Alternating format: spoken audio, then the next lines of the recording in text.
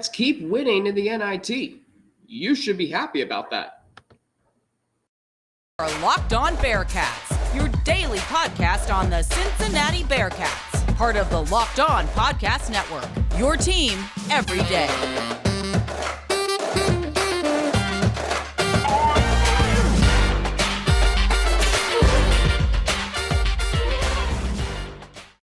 All right, here we go. It's officially spring. Thank you so much for making Locked On Bearcats your first listen every day, free and available everywhere that you get your podcasts, including right here on YouTube. Don't forget to hit that subscribe button and follow it to get an alert every time that we drop a new episode. My name's Alex Frank, your host each and every day right here on Locked On Bearcats. We are, of course, part of the Locked On Podcast Network, your team every day. So what's really interesting to me about the Cincinnati Bearcats and their NIT run is a lot of fans on Twitter are downplaying it.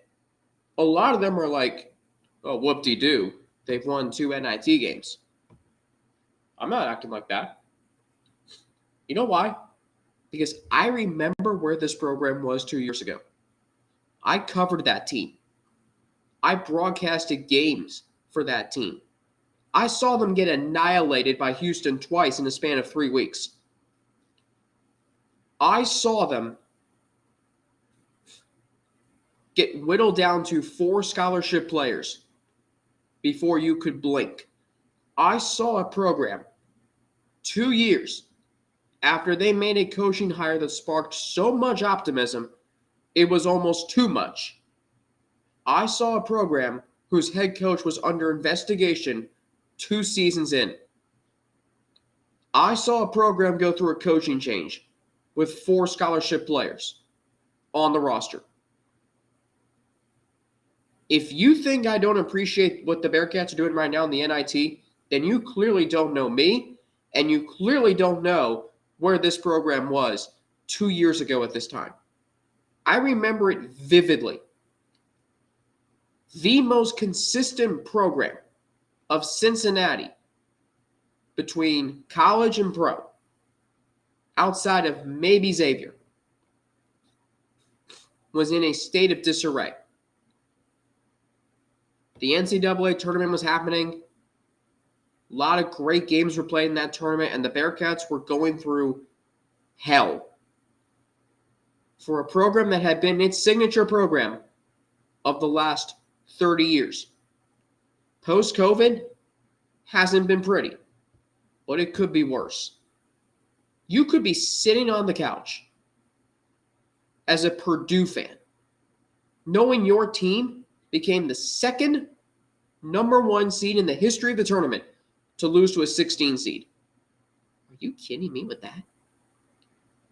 And also last year, Purdue lost to a 15 seed in the Sweet 16, if that's anything. You could be a lot of other teams right now. The Cincinnati Bearcats are in the Elite 8 of the NIT. And I know what you're saying to me, that's not the NCAA tournament. Yeah, I know it's not. But you think about where this program was 2 years ago, where this program was at the end of last season, having come off a season where they lost their last 5 regular season games and then lost in the quarterfinals of the tournament. The first time since 2016 that they lost in the quarterfinals. The first time since 2015 that they lost in a regulation game in the quarterfinals of the AAC tournament. And their only other quarterfinals loss that wasn't in overtime was on a buzzer beater. The Bearcats were not used to having their season end like that. This year, they have won 2 tournament games. In a year that has been up and down, in a year that has been tumultuous, that has been defined by injuries to key players, in a year that has been defined by losing big games, blowing big leads, and frustrating the heck out of you sometimes, including me, you know what they've done since their season ended on March 11th? They've moved on and they've won. They moved on and then they started winning. They started winning no matter what. And now they're 3 wins away from winning the NIT. And you can say that's not significant. But it is. When you consider where this program was 2 years ago, where this program was last year, and where they are now. Where they are right now is in a really good place. They are playing basketball on March 22nd, which, if you're keeping score or keeping track, is 4 years to the day of the last NCAA tournament game that the Bearcats played. 4 years ago, right down the street at Nationwide Arena. Guys, I'm telling you, I'm happy with where the Bearcats program is. I'm happy that they're winning games. They've won 23 games. They won 20 in John Brannon's first season. They haven't won this many games since 2019. And you think about what this program could be doing right now. It could be on spring break, kick back, relax. It could be doing anything right now besides playing basketball games. And not just playing basketball games, but playing basketball games that probably, without looking at the statistics, is probably not garnering a lot of ratings because it's being played in the shadows of the NCAA tournament. The Bearcats game on Saturday was played on ESPN Plus, a streaming channel, service, whatever you call it. It wasn't on cable TV. It wasn't on direct TV. It was on Spectrum. You know what was on at that time? Furman, San Diego State, and then Duke, Tennessee. But while that was happening, Cincinnati goes on the road as the higher seed and beats Hofstra and pulls away in the second half. The box score says Cincinnati outscored Hofstra 39-28 in the second half. They out-rebounded them 42. They had 15 assists. Yeah, Hofstra had 17. I'm not worried about that. What I do like is over 50% from the field in each half. They were 15 of 20 from the line, including 10-14 in the second half. Hofstra shot just 37.5% from the field for the game, including 7 of 21 from 3, 1 of 10 in the second half. Part of a second half where they shot just 37.5%. Points in the paint dominated by the Bearcats 40-28. Odio Guama with a double-double, 14 points and 11 rebounds. David DeJulius 1 assist away from a double-double. Also 6 of 12 from the field. Victor Locken 16-8. You had Landers Nolly lead the way with 20 points. Adams Woods led the Bearcats with 2 threes in a game where they only attempted 14 threes, part of 57 shot attempts. Hofstra attempted 21 for their 64 total shots. So again, if you don't think this is important to you, why don't you step in the shoes of Landers Nolly, Jeremiah Davenport, and Micah Adams Woods? They don't know if they're coming back or not. Or maybe they do, we don't know. But imagine if they continue to play on a team that's making a run through the NIT, then you're talking about players who might say, you know what? We know we can win in this kind of environment. We're going to the Big 12 next year. We know that we have the coach. We know we've got the talent. We got some good pieces coming in, including Jizzle James and Rayvon Griffith. So, you know what? Maybe it is worth for them coming back. And don't think it's not worth anything to David DeJulius. Don't think it's worth not anything for David DeJulius to come back game after game, knowing that game could be his last, and still be that leader for the Cincinnati Bearcats. Speaking of the Big 12, how do the Bearcats fit into the Big 12 after the first weekend of the NCAA tournament? I have a lot of thoughts on the Big 12. And by the way, I should have said this off the top. If you were expecting Mike Petralia of CLNS to be on this show today, something came up. He was not able to come on. That's totally okay. We'll have Trags back on sooner rather than later. We're working to get Josh Neighbors on the show for Thursday. And then Friday will be Russ Heltman, the podcast form of our live room recapping Wednesday night's quarterfinal NIT game and spring practice, which resumes tomorrow. But I got a lot of thoughts on the Big 12, and I also have a lot of thoughts specifically on Kansas. Because ever since they lost to Arkansas on Saturday, and I have a funny story about that game, actually. I'll tell you that too. But it's really interesting to look at Kansas as a program. It's really interesting when I'm going to tell you why.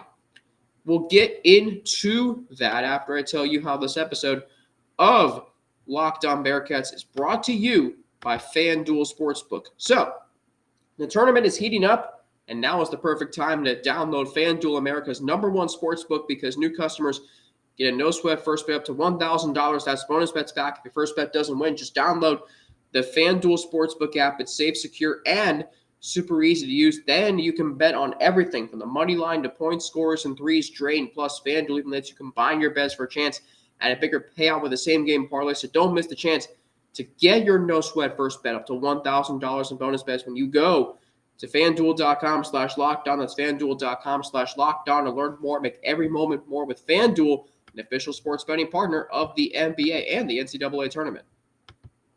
That's not in the script, but they said the tournament is heating up. That's why I included it. But anyway, so the Big 12. Look, we all know it was the best conference in the regular season. I'm not sugarcoating that.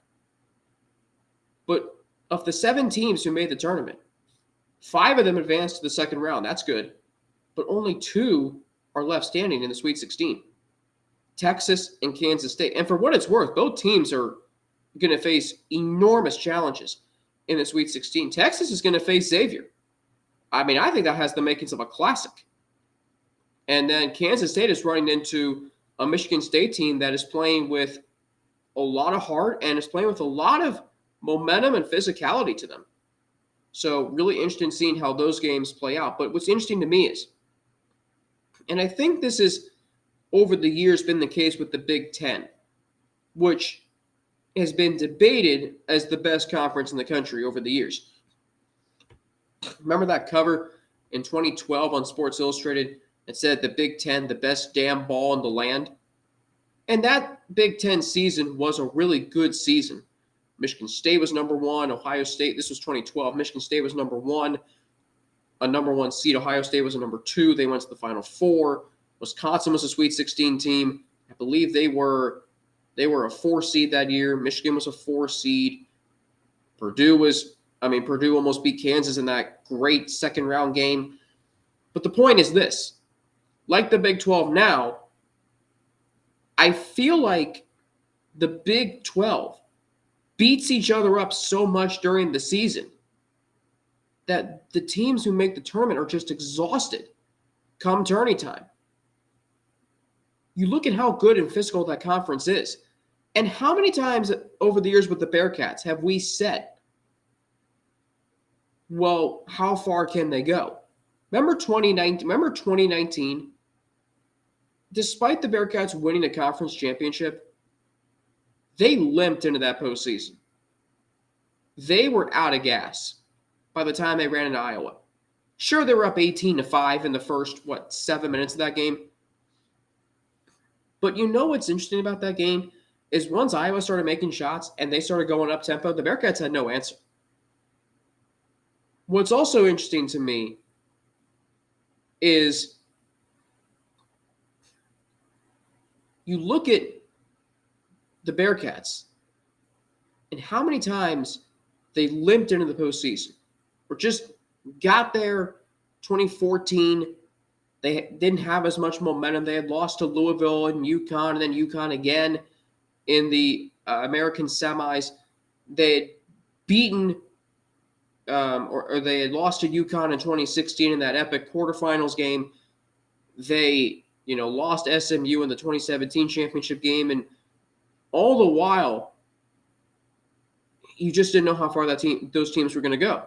I feel the same way now about the Big 12 and the Big 10 over the years. I mean, the Big 10 had 11 teams, I think, make the tournament in 2021. Only 1 made it to the Elite 8. And for what it's worth, they haven't had a Final Four team since 2019. And their only hope this year is Michigan State. When a conference is that physical and it beats you up and every team is so good, they're exhausted by the time they reach the tournament. And the Bearcats have been a part of that. They played a physical schedule in 2019. 2018 even, I was thinking about this the other day. for as much as battle tested as they were, they also went 12 rounds every game in the conference tournament. They played a regular season epic finale at Wichita State. And then, I don't know if they ran out of gas against Nevada. I mean, obviously, you can say they choked, but at the same time, like, teams are exhausted this time of year. Even if you have momentum, especially if you play in the Big 12. And Kansas, for what it's worth, they didn't have a lot of momentum. Bill Self fell ill before the Big 12 tournament, never returned to the team. They ultimately are now out. But think about the best conferences in the country over the years. It's so good that by the time they get to the tournament, they are so physically beat up that they're not ready for the physicality of the tournament. I think right now the Bearcats, if the three big players, Nolly, Davenport, and Adams Woods come back, I think they're going to be in great position to be solid in the Big 12 next year. I do believe that. Because every team is going to have its chance. I mean, you watch the Big 12 tournament on that Wednesday, and you're seeing West Virginia play in the first round. They ultimately made the tournament as a 9 seed. Texas Tech and who do they play in the first round? Yeah, Texas Tech played West Virginia. And then Oklahoma State, Oklahoma. That was, in essence, an elimination game. And what's really amazing is the Bearcats right now in the Big 12, how would they fit in? If they can bring the physicality, if they can bring their outside shooting, if they can share the ball, I think they're going to fit right in. I mean, this Bearcats team was 21-12 by the end of the season. There were teams who finished in the Big 12 worse than that who made the tournament. Some who were high seeds. So the point is, Bearcats could fit in well. But you look at the Big 12 and you wonder why only 2 teams made it to the Sweet 16, despite at one point I think Joe Lunardi had 9 teams projected in the tournament. It's because they're so exhausted. Every game in that conference, and this is how it's going to be next year for the Bearcats, is like a tournament game. It's like a Big 12 tournament game. Baylor, Oklahoma State was essentially an elimination game late in the season. It's like that here now. Speaking of Kansas, I want to get to them here because they've owned the Big 12, but they haven't owned March. And that's what makes them a very interesting program. I'll explain why after we hear from 2 of our sponsors. I think we can agree that the team we are most excited to see on the schedule next year in the Big 12 is Kansas because of the name. But here's what's interesting to me about Kansas. So they lose to Arkansas on Saturday, 72-71. Eric Musselman takes his shirt off on the scorer's table. I couldn't stand that, by the way. I'm sorry. Apologies to Josh Neighbors, host of Locked On, or John Neighbors, host of Locked On Arkansas or Locked On Razorbacks. And I know he's a big Eric Musselman guy. He has said on this show he could run for governor in Arkansas and win. But that's not a way to represent your program. But anyway, Kansas loses in the second round. And it got me thinking, how many times has Kansas lost in the second round or the first weekend of the NCAA tournament in the Bill Self era? Now, Bill Self has been the head coach at Kansas for 20 years. They've won 17 regular season titles. 17 regular season titles. They've owned the Big 12. But what if I told you, since 2009, so there have been now 14 tournaments played since they won their first national title under Bill Self in 2008. In those 14 tournaments, 6 times Kansas has been ousted in the first weekend. And think about teams they've lost to. Northern Iowa. They've lost to Stanford. They lost to Wichita State, Auburn, USC, and now Arkansas. And before that, in 2008, they had a round of 64 exit. 7 times in 20 years, the Jayhawks have been knocked out of the tournament before the first weekend is over. That's 35% of the time in the Bill Self era. And this is the all-time winningest program in college basketball history. And yet, in March, they really haven't had that much success. 4 Final Fours in 20 years. When you think about the programs that have made more Final Fours in 20 years, in the last 20 years, you've got, you've got UConn in 04, 9, 11, 14. That's 4. So they've been to 4 Final Fours. Duke has been to, I believe, 4. They went in 04, 10, 15, 22. North Carolina's been to 5. Villanova has been to 4. Michigan State's been to several. Look at these programs. Wisconsin's been to 2. Syracuse has been to 2. My goodness. Listen, Kentucky's been to several. Louisville's been to multiple, 3. When you think about it, Michigan State, I'll say this. Michigan State under Tom Izzo in 25 NCAA tournaments. 15 times they've gotten out of the first weekend. So Kansas is 13 of 20 under Bill Self. That's 65%. Michigan's at 15 of 25. That's 60%. Not much of a difference. And Bill Self has won 2 national championships. He's a Hall of Fame head coach. We know that.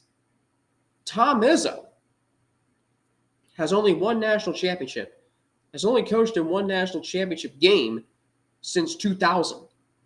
But yet has been to the Final Four in 1, 5, 9, 10, 15, 19. 6 Final Fours since his last NCAA tournament title.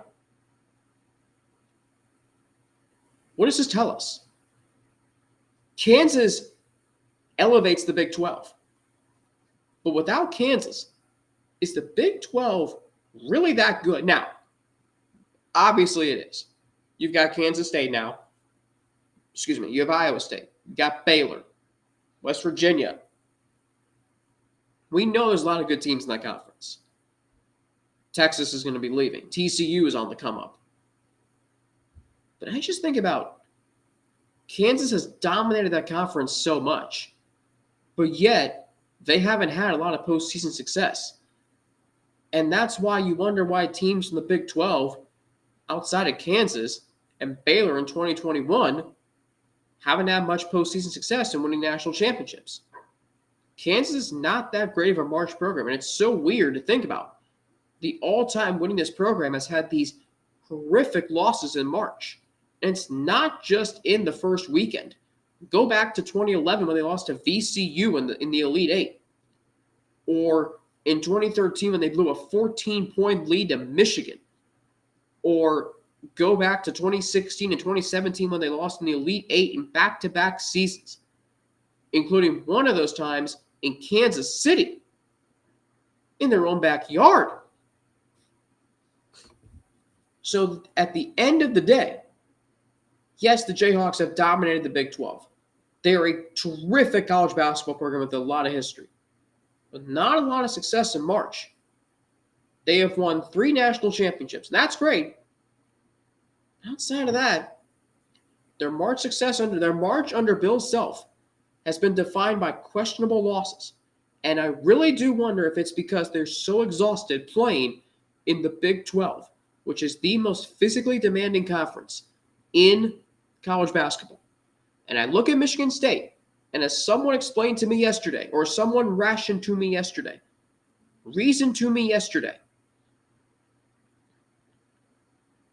the fact that Tom Izzo can do more with less. Bill Self has had these uberly talented teams.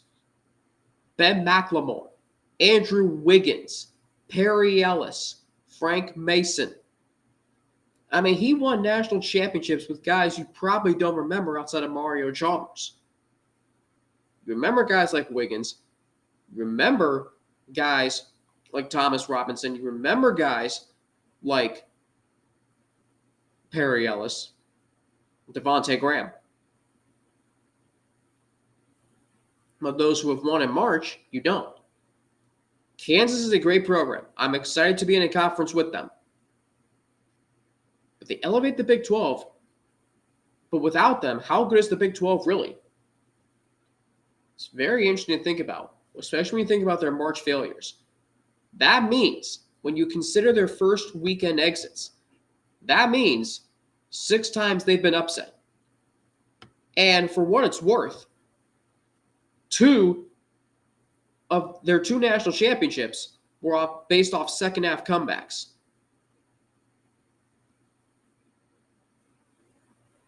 And look at Michigan State.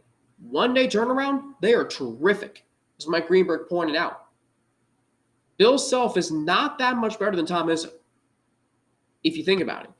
They are 2 terrific coaches. They are both Hall of Fame coaches. We know that. But Bill Self, despite having 1 more national title than Tom Izzo, really hasn't had that much more success in March, if you think about it. And his 2 national championships and epic comebacks and shots, the shot by Mario Chalmers, cover up what has been an era that has been defined by 2 national championships and a lot of success and a consistency, but a lot of disappointing exits in the NCAA Tournament, 7 in the first weekend. Coming up tomorrow, what are the realistic expectations for the Bearcats defense in 2023, and a look ahead to tomorrow's NIT game at Utah Valley, the first Bearcats game in the state of Utah since 2003. That, of course, was when Chuck Mayshak was ejected after Bob Huggins was ejected in the Bearcats' first round loss to Gonzaga in the 2003 NCAA Tournament out in Salt Lake City. Thursday, we're working on getting Josh Neighbors of Locked On Big 12 to talk about what he's seen from the conference and the tournament, where does Cincinnati fit in, and his thoughts on Kansas and their lack of March success. And then on Friday, the recap of the Bearcats game against Utah Valley. And then I want to somehow work in my ranking of the Athletics best tourney game I ever saw series that they did 3 years ago. That's going to do it for me today here on Locked On Bearcats. I'm on Twitter at Frankie_90 with 2 N's and an ATI. Instagram, AlexFrank_, and email alex3frank@gmail.com. Thanks for making us your first listen every day. How about for your second listen, you check out our brand new podcast, Locked On College Basketball. Experts Isaac Shade and Andy Patton bring you everything you need to know on and off the court. Plus, hear from big-name experts, coaches, and players throughout the basketball landscape. Locked On College Basketball, available on YouTube and wherever you get your podcasts. I'm on Twitter at Frankie_90 with 2 N's and an ATI. Instagram, AlexFrank_, and email alex3frank@gmail.com. Back tomorrow with a look ahead to tomorrow's NIT game and the realistic expectations for the Bearcats under Brian Brown, their first season in 2023. For Locked On Bearcats, I'm Alex Frank. Have a great rest of your day. We're part of the Locked On Podcast Network, your team every day. I'll be back tomorrow right here on Locked On Bearcats.